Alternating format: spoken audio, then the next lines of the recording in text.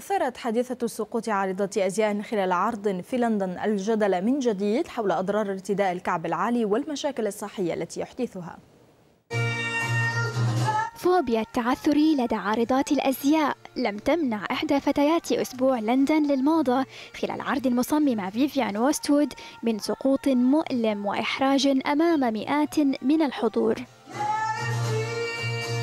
كعب بطول 8 سنتيمترات يغري أغلب النساء بشرائه وانتعاله، إلا أن الاختصاصيين يحذرون بشدة من الأعراض المزمنة التي قد يسببها.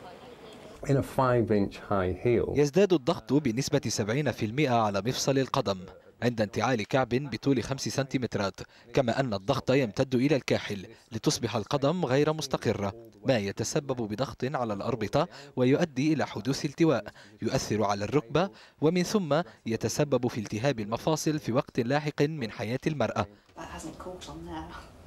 وليس الأطباء وحدهم من يحذر من خطر الكعب العالي، لكن الفيزيائيين يؤكدون أن الجسم لا يمكنه تحمل كعب بارتفاع مبالغ فيه.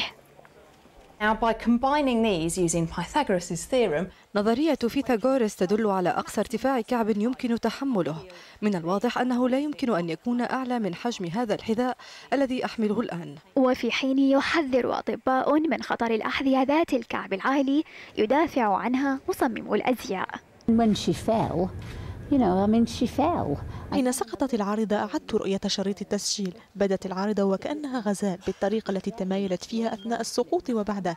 كان المشهد جميلا، إنها امرأة قوية.